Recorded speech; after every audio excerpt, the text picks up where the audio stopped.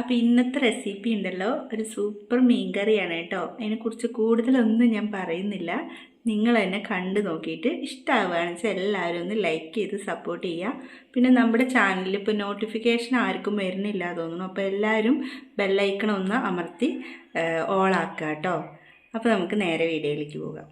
അപ്പം നമുക്ക് ഉണ്ടാക്കാൻ തുടങ്ങിയാലോ. ഇത്രയും സിമ്പിളായിട്ടുള്ള ഒരു മത്തിക്കറി ഞാൻ വേറെ കണ്ടിട്ടില്ല കേട്ടോ. സിമ്പിളുമാണ്, അതേപോലെ നല്ല രുചികരമാണ് കേട്ടോ. ആരും മിസ്സാക്കണ്ട. അപ്പം നമുക്ക് തുടങ്ങാം. ആദ്യം തന്നെ ഒരു ചട്ടി വെച്ച് കൊടുത്തിട്ടുണ്ട്. ഇതിൻ്റെ വെള്ളമൊക്കെ ഒന്ന് വെറ്റി വരട്ടെ, അതുവരെ ഒന്ന് വെയിറ്റ് ചെയ്യാം. അപ്പോൾ ഇതാ വെള്ളമൊക്കെ ഒന്ന് വെറ്റി വന്നിട്ടുണ്ട് കേട്ടോ. നമ്മുടെ അമൂല്യമായ നമ്മുടെ വെളിച്ചെണ്ണ കുറച്ച് ഒഴിച്ച് കൊടുക്കുക. അധികം ഒന്നും വേണ്ട കേട്ടോ, കുറച്ച് മതി. നമ്മൾ ആവശ്യത്തിനുള്ള കുറച്ച് വെളിച്ചെണ്ണ ഒഴിച്ച് കൊടുത്തിട്ടുണ്ട് കേട്ടോ. ഈ എണ്ണ ഒന്ന് ചൂടായി വരട്ടെ. ഇതിലേക്ക് നമ്മൾ ഉലുവയൊന്നും ഇടുന്നില്ല കേട്ടോ. ഇടാൻ പോണത് 2 പൊടികളാണ്. അപ്പം നമുക്ക് ഈ എണ്ണ ഒന്ന് ചൂടാവുന്ന വരെ ഒന്ന് വെയിറ്റ് ചെയ്യുക. ഒന്ന് ലോ ഫ്ലെയിമിൽ വെച്ച് കൊടുക്കണം കേട്ടോ. പൊടി ഇടുമ്പോൾ കരിഞ്ഞു പോകാതിരിക്കാൻ വേണ്ടിയിട്ടാണ്. ചൂടായതിന് ശേഷം ലോ ഫ്ലെയിമിൽ വെച്ചാൽ മതി. ഇപ്പം ദാ നമ്മുടെ എണ്ണ ഒന്ന് ചൂടായിട്ടുണ്ട് കേട്ടോ. അപ്പോൾ ഞാൻ ലോ ഫ്ലെയിമിലേക്ക് വെച്ച് കൊടുത്തു. നമ്മുടെ ചട്ടിയാണ്, അപ്പോൾ പെട്ടെന്ന് കരിയുള്ളൂ കേട്ടോ. അപ്പോൾ ഒന്ന് ശ്രദ്ധിക്കണേ, നല്ല ലോ ഫ്ലെയിമിൽ വെച്ച് കൊടുക്കണം, അല്ലെങ്കിൽ ഓഫാക്കിയാലും കുഴപ്പമില്ല. അപ്പോൾ നമ്മൾ ഇതിലേക്ക് ഒരു 1/2 ടീസ്പൂൺ മഞ്ഞൾപ്പൊടി ഇട്ട് കൊടുത്തിട്ടുണ്ട് കേട്ടോ. ഇനി നമ്മൾ ഇടാൻ പോകുന്നത് ഒരു 1/2 ടീസ്പൂൺ മുളക് പൊടിയാണ്. ഇനി ഇതിനെ നമുക്ക് നന്നായിട്ടൊന്ന് റോസ്റ്റ് ചെയ്ത് കൊടുക്കണം. ഒന്ന് ഇങ്ങനെ എണ്ണയിലൊന്ന് മൂപ്പിച്ചെടുക്കുക. ആ പച്ചമണക്കം ഒന്ന് പോട്ടെ. അപ്പം നമ്മുടെ മീൻകറിയിൽ ഈ 2 പൊടികൾ മാത്രമേ ഉള്ളൂ കേട്ടോ. ഇത്രയും സിമ്പിളായിട്ട് ഞാൻ എന്താ വിചാരിച്ചിരിക്കുന്നതെന്നറിയോ, മീൻകറി വയ്ക്കുമ്പോൾ നമ്മൾ മല്ലിപ്പൊടി വേണം, അതേപോലെ തന്നെ ഇഞ്ചി വെളുത്തുള്ളി വേണം എന്നൊക്കെയാണ്. അതില്ലാതെ എനിക്ക് മീൻകറി ചിന്തിക്കാനേ വയ്യ കേട്ടോ. പക്ഷെ ഞാൻ ഇങ്ങനെ വെച്ചതിന് ശേഷം എനിക്ക് അതൊന്നും ഇട്ട് വെച്ചിട്ടുണ്ടെങ്കിൽ ഒരു ടേസ്റ്റേ ഇല്ല എന്ന് തോന്നണം കേട്ടോ. അപ്പോൾ ഇതാണ് നമ്മുടെ മീൻകറിയുടെ സീക്രട്ട്. ഇപ്പോൾ ഇതാ ഇതൊന്ന് മൂത്ത് വന്നിട്ടുണ്ട്, മണം വരുന്നുണ്ട് കേട്ടോ. ഇനി നമുക്ക് തേങ്ങയുടെ 2ാം പാല് ഒഴിച്ചു കൊടുക്കണം. ഇതിപ്പോൾ 2ാം പാലാണ് കേട്ടോ.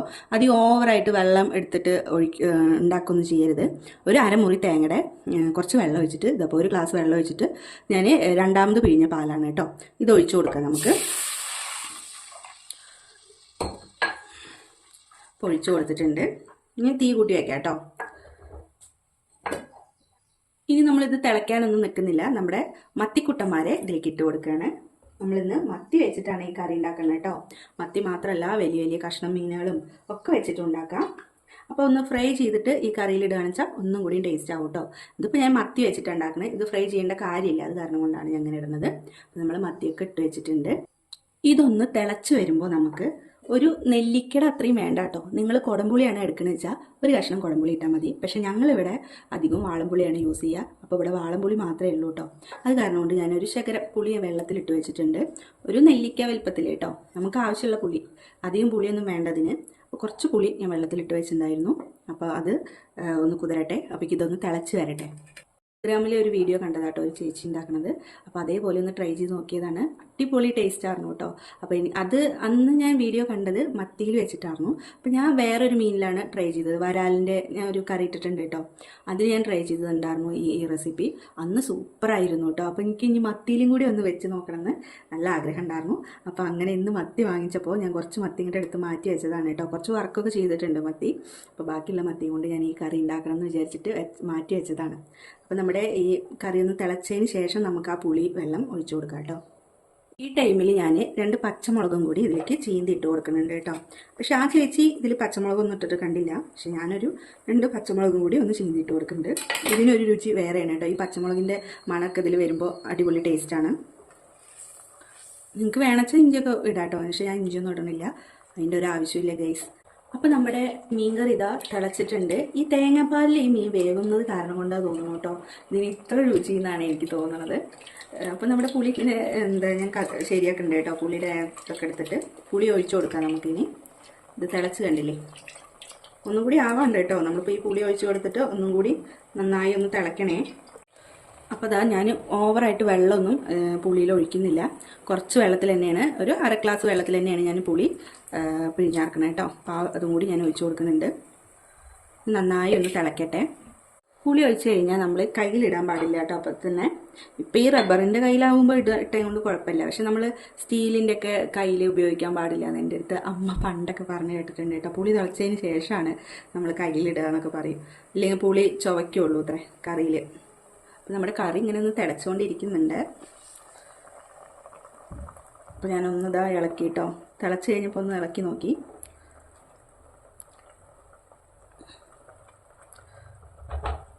ഉപ്പിടാൻ മറന്നു പോയിരിക്കുന്നു ഗൈസ്.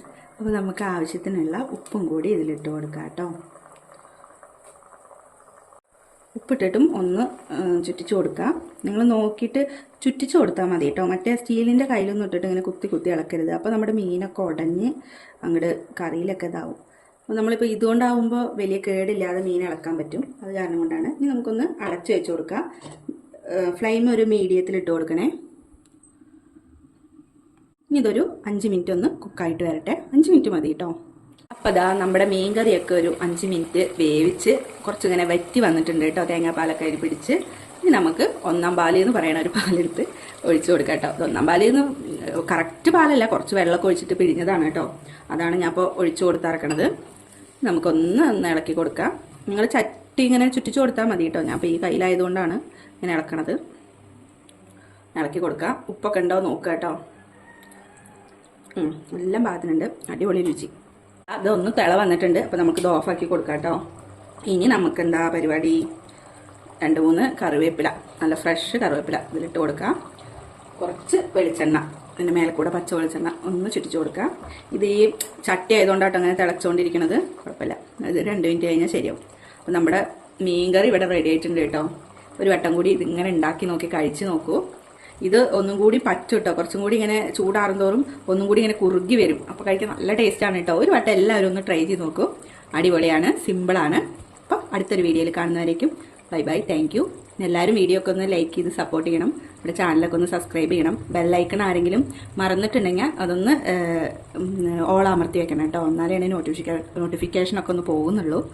അപ്പോൾ ഇന്നത്തെ വീഡിയോ ഇത്രയേ ഉള്ളൂ.